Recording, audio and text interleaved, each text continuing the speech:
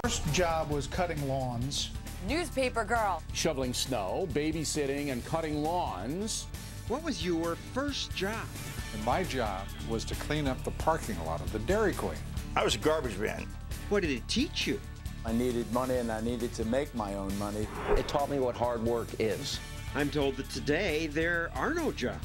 There's nothing out there, nothing. But there are jobs out there. Yes, we are hiring. And even some young workers do just fine. I'm only 16, I'm already getting paid more than most of my friends. Do internships exploit workers? The Obama administration says yes, but billionaire Mark Cuban says... The fact that we can't do them is just ridiculous. And this restaurant owner says the minimum wage kills first jobs. I'm doing good. Are y'all done? First jobs. That's our show tonight.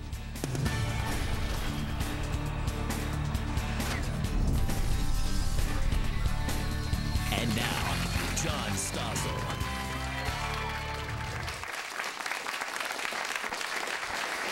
Tonight, the studio audience is filled with relatively young people, mainly because most are interns. Some work here at Fox, some work elsewhere in New York. Internships have become increasingly common in America, and today about half of college students do some kind of internship. It's a way for young people to build a resume, try work out. Also a way for companies to try workers out and for companies to get some work done cheap. Which raises the question, how many of you interns are paid? And I'm talking real wages here, not, $10 a day or something like that. How many of you get paid? Nobody. Okay. So aren't you being ripped off by these companies, exploited? Do you think you are? Nobody? It's a Stossel Show audience. Well, the Obama Labor Department says they are exploited. Not long ago, it issued a fact sheet that says free internships are only legal if the employer derives no immediate advantage from the intern. What? Why would an employer then want an intern? Also, the administration says it's better for the business if its operations may actually be impeded by the intern. Are you kidding me? What's the point of that? I had an intern like that once, and we agreed to part company. I think internships are great. I've used interns all my career. They've done some of my best research. Some went on to be journalists themselves. But lots of people say that it's about time the Labor Department started punishing companies that employ unpaid interns. Steve Greenhouse says that. He wrote The Big Squeeze, Tough Times for the American Worker.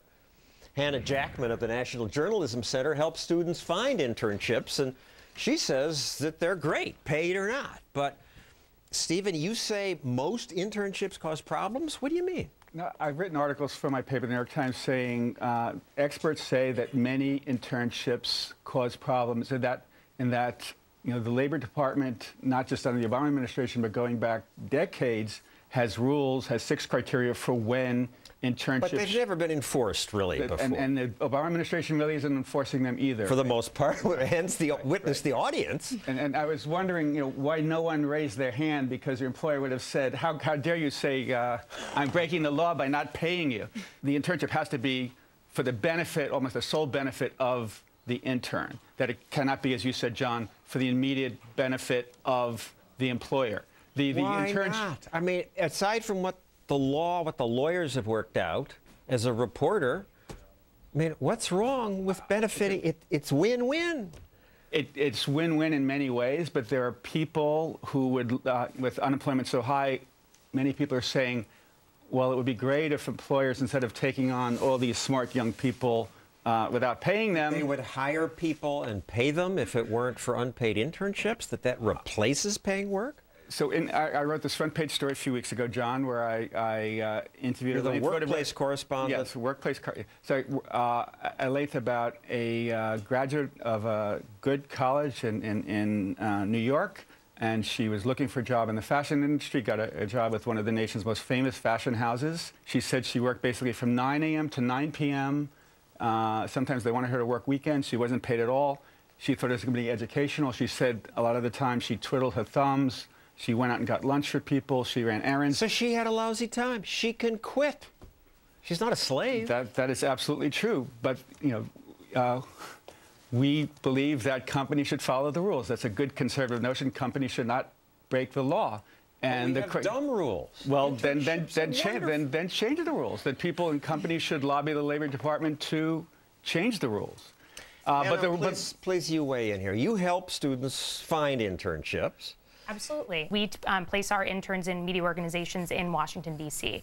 And I can't say enough the advantages and importance of doing these kinds of internships, paid or unpaid. They are incredible opportunities for students to learn what they want to do with their lives, incredible opportunities for networking. Incredible opportunities for learning how to be a grown-up young professional. If we force companies... Yeah, it's great for the students, but it's hurting, he says it's hurting the paid workers. I don't see how that's possible. A lot of these interns do the sort of work that is not what a full-time employee would do, but sort of menial things. So it's not as if these interns are there in lieu of a full-time employee. Steve, I recently interviewed one billionaire. He's created lots of jobs, and he's upset about this Labor Department crackdown. Mark Cuban, he now owns the Dallas Mavericks, says he can't believe he's not allowed to give give unpaid work to college students. I get personally emails every day, 5, 10, 20, even more sometimes, saying it'd be my dream job to intern for the Dallas Mavericks. It'd be my dream job to work in any capacity, unpaid. As a matter of fact, Mark, I'll pay you to let me work for you. And so I went to our human resources person 2 years ago. I said, I have some projects I could really put these guys to work for. And he says, can't do it. It's just absolutely ridiculous. I agree. These are kids who might have invented something cool. They don't get the opportunity. They could, if Mr. Cuban, who I think might have a few extra cents to pay his interns, if he did pay them, they could still be as creative and inventive and go on to exercise great things. But he chooses not to pay people to just take a flyer. These kids want to work for nothing for the experience. But unpaid internships favor wealthier kids from families who have connections. And a lot of, if your family, I look at this audience, they look pretty prosperous to me. And if your family makes $500,000 a year, maybe they can afford to have their son or daughter work in New York City in an unpaid internship in the summer and pay $1,500 a month rent. But if a family only earns $30,000 to $50,000, there are certainly students whose parents are willing to support them as they go to another city and do an unpaid internship. However, there are also kids like me who work to put themselves through college, who put away money while they were in college and took those savings and forayed them into an opportunity to do an unpaid internship. To say that because some students have the advantage of parental support that we should not allow any interns to have the opportunities at all, I think is robbing young people of an opportunity to follow their dreams and their careers. A lot of my interns said to me, you know, boy, I'm learning much more working for you than I learned in college, and I don't have to pay you anything. This is much better. Let me ask you, interns, how many of you learn more in your internships than you did in college? So that doesn't say much for college, but it sounds like an unpaid internship is a great deal. I'm not denying that unpaid internships can often be very educational. Again, you know, as someone, you know, we are a law-abiding society. We're supposed to follow the rules set forth by various levels of government. And it says here in the official Labor Department rules, if the interns are engaged in the operations of the employer or performing productive work, for example, filing, performing other clerical work, how many of you do that?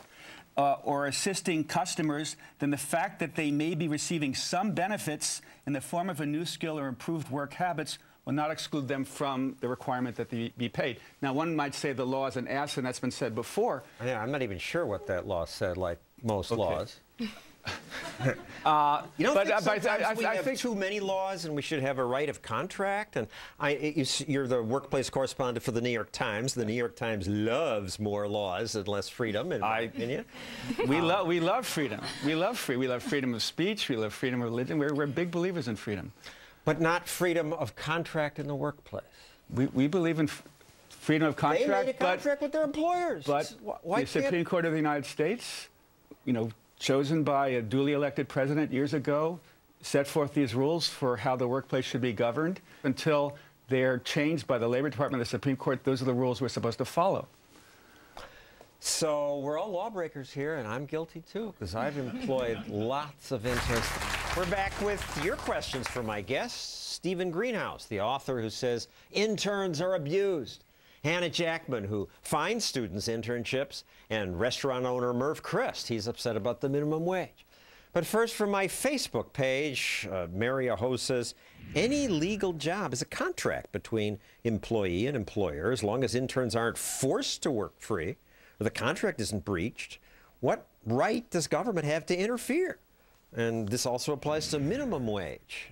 And I think she makes a lot of sense. Stephen?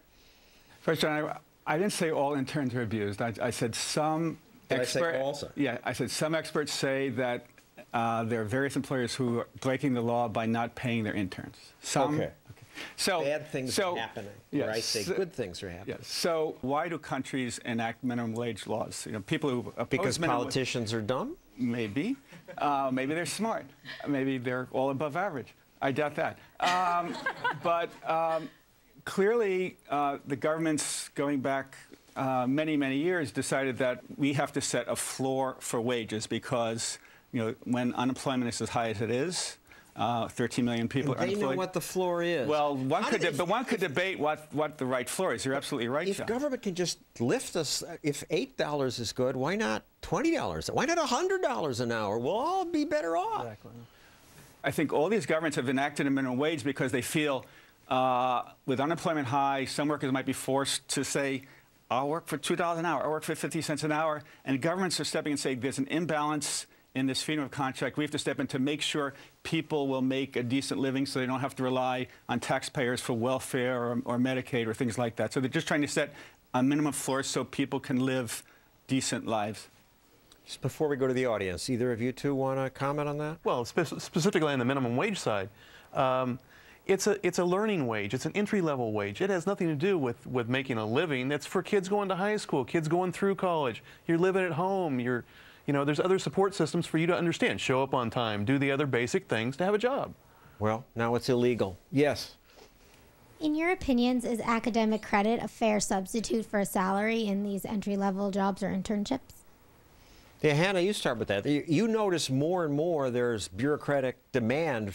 Prove you get credit. Absolutely. If you contract with the employer and say that in exchange for this work that I'm going to do for you as an intern, you're going to offer me academic credit, that's fine. I think that if you contract with the employer and say in exchange for this experience, I won't be paid or I will be paid some small amount, a stipend, a scholarship, an hourly wage, that's fine too. I think there are lots of different arrangements that work. How about if you get no money, no credit?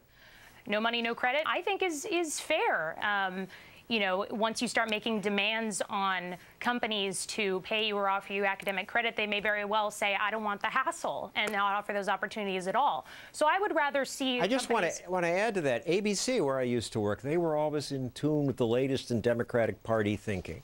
And they decided, you know, we can't have these internships where we don't pay anybody. And they decided before it was publicized that it was illegal, we're going to pay everybody $10 an hour. And that's great for those well-connected interns who got the job, but they cut the internships in half. There were far fewer opportunities.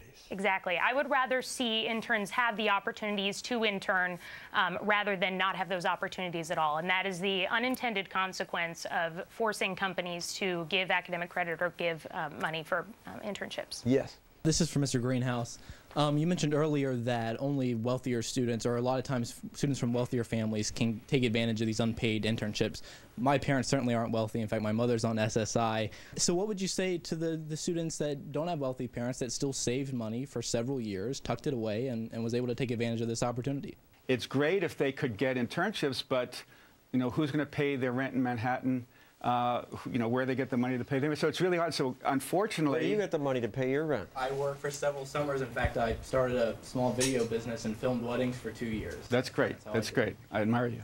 Yes, go ahead. So earlier, Sandra was talking about how many people don't really realize the opportunities behind like vocational school. Do you think that with the unemployment rate being so high and the deterioration of our economy, do you think that a lot of people will be switching and maybe going to vocational school more, or do you think that people are going to continue going to universities and colleges and paying off their student student loans like in the years to come? And I think some people who might otherwise have gone, to college to get a bachelor's degree are saying, well, instead of majoring in philosophy, maybe I'll major in nursing, or instead of